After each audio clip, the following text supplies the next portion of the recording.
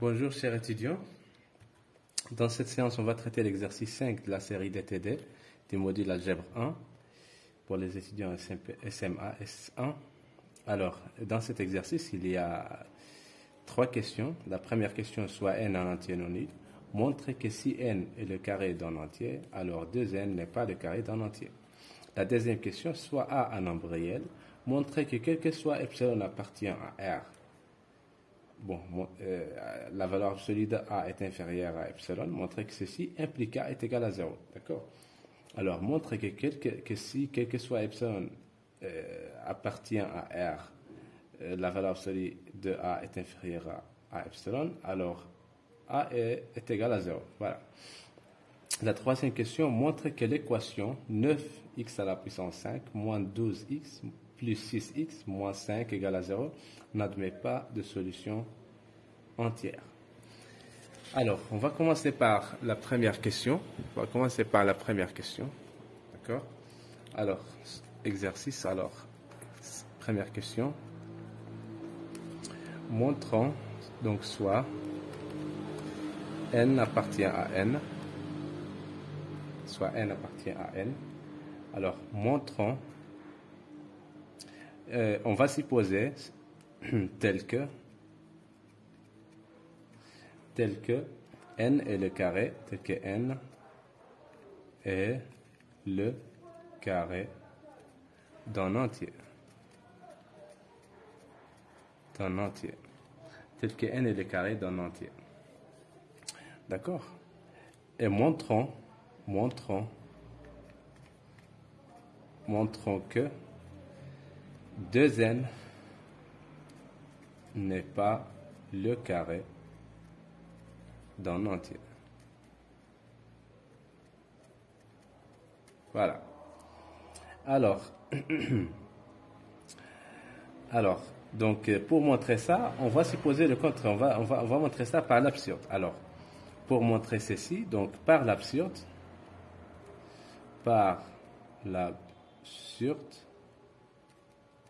on suppose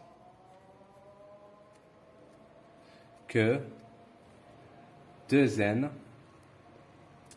est égal à k au carré pour un certain, donc c'est-à-dire on suppose le contraire de ça, c'est-à-dire on suppose que 2n est le carré d'un entier, avec k appartient à n, d'accord, et le carré d'un entier, voilà. Bien sûr, le carré d'un entier, on peut le supposer que le carré d'un entier est naturel, en fait c'est la même chose, puisque ici, si 2n est égal à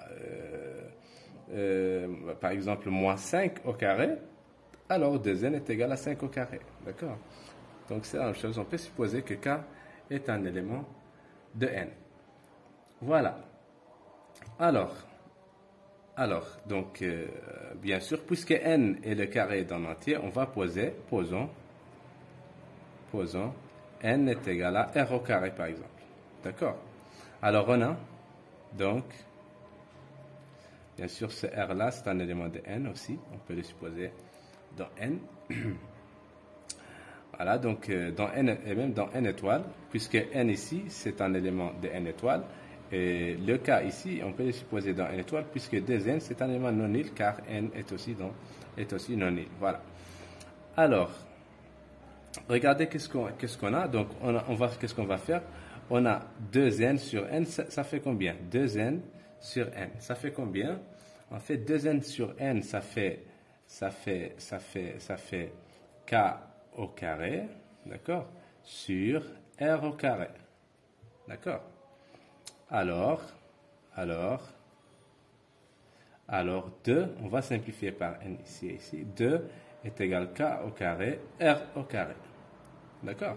Par suite,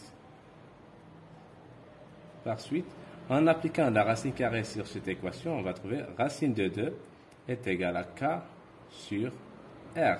D'accord? C'est un élément de qui? En fait, ceci est absurde. D'accord? Ceci est absurde. Car, en fait, racine de 2 n'est pas un nombre rationnel. Donc, absurde, ce qui est absurde, car racine de 2 n'est pas un élément de qui? D'accord. Alors, donc, puisqu'on a trouvé une contradiction, alors ce qu'on a supposé au début, est faux. C'est-à-dire que 2 est égal k au carré, c'est-à-dire que 2n est le carré d'un entier, est faux. D'accord? Cette proposition-là est fausse. Voilà, d'où, par l'absurde,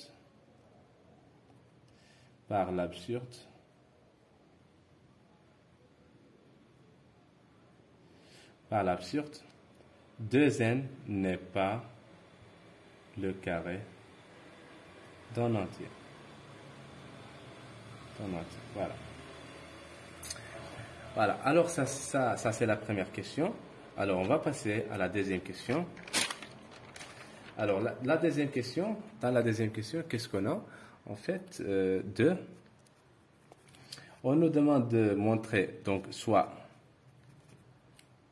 A un élément de R, d'accord? On nous demande de montrer, montrons que, quel que soit la proportion, quel que soit epsilon appartient à R, d'accord? La valeur absolue de A inférieure à epsilon, ceci implique que A est égal à 0. D'accord?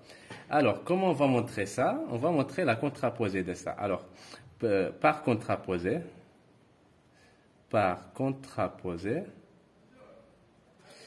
il suffit de montrer que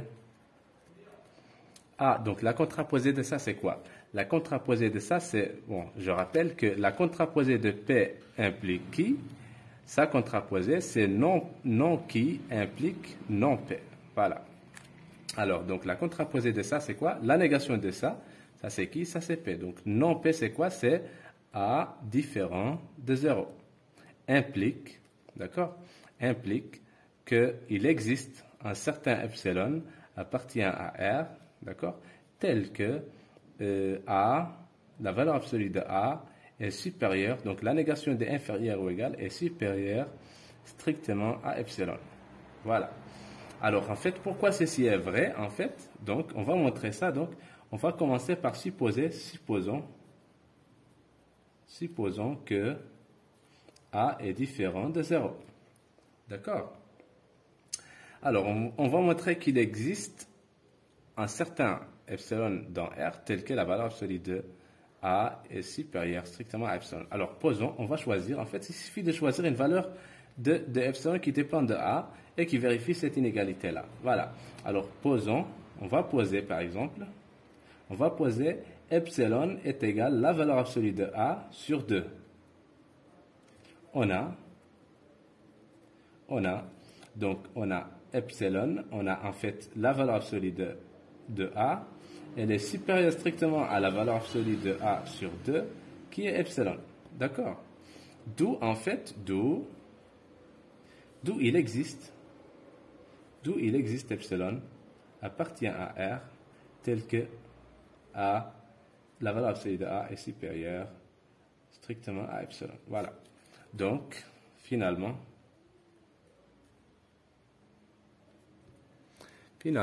par contraposé,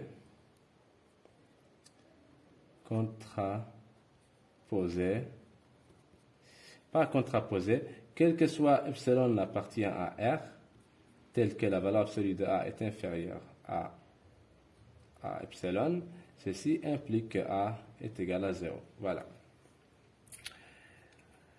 Voilà. Donc, ce qui termine la deuxième question. Alors, maintenant, on passe à la troisième question. La troisième question, qu'est-ce qu'on a dans cette question-là? Alors, qu'est-ce qu'on a? En fait, on veut montrer que 3